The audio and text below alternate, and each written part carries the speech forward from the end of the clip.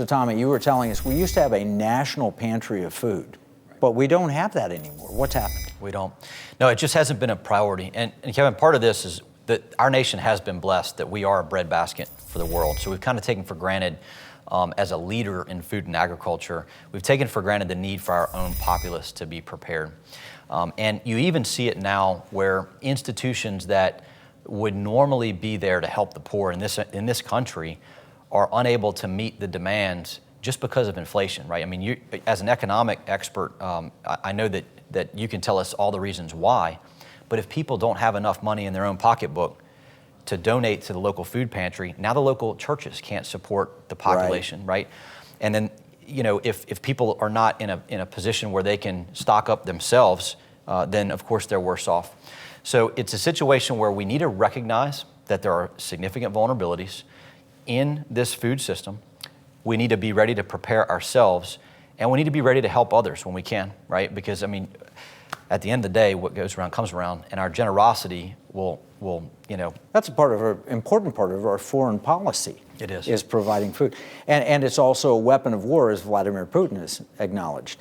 Now, during COVID, we had Mitzi Perdue on, and I know you actually introduced me to Mitzi, and great lady, phenomenal. And she was talking about COVID, and one of the implications of COVID was the potential damage to our food policy.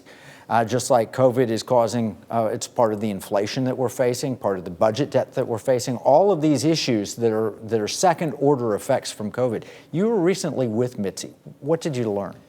Yeah, it was such a privilege, Kevin. Yesterday, had the opportunity to go and meet with Miss Mitzi Perdue and the American Agri-Women. And so there was these women in agriculture from all around the country who were getting together to talk about this issue of food security. And so what I learned a lot, right? Everything from our immigration policy being so important, where we have to make sure that we have enough labor for the food to be produced in the fields, all the way to, you know, the different programs that sometimes the government will subsidize things for, you know, what they're saying is environmentally friendly, particularly right now where they talk about a, quote, climate crisis.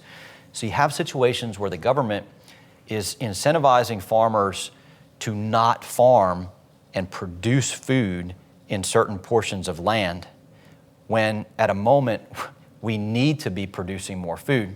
So our tax dollars are literally paying, and that's been true, you know, since the 1930s, because we had too much food in certain circumstances, but our tax dollars are paying farmers to plow things under. So certainly farmers plowed things under when they had nowhere to go with it during COVID. Right. Right now we see an expansion of things like these conservation programs, CRP land, for example, where a farmer is able to get paid to not farm certain acreage. Now, is it good for the honeybees and the environment to have a certain amount of that farm, that land unfarmed and uncultivated? Yes. But you don't expand those programs at a time when you know that you're going to have food shortages. Exactly. And so that's a problem. We discussed it. And you know, one of the things that was amazing about that group, their slogan is that they are a force for truth. And so it was so refreshing to be in their presence, to hear the truth about these issues, and to be able to see that they were in Washington, D.C., where they're going to be talking to their elected officials to make sure that they get the ground truth from the 2% of our population that are actually producing what it is that we need to survive. That 2% of the population, I remember the Paul Harvey, and we aired it before, and God Made a Farmer. I mean, those are true American heroes. I know you served overseas, but they're serving here at home, and they're heroes. Yeah, I'm glad you mentioned that, because I told them when I do a discussion about the electric grid, you know, and if somebody introduces me as a Marine, I will always say, look, there's nothing I ever did overseas that could actually impact the day-to-day survival of the American people, right?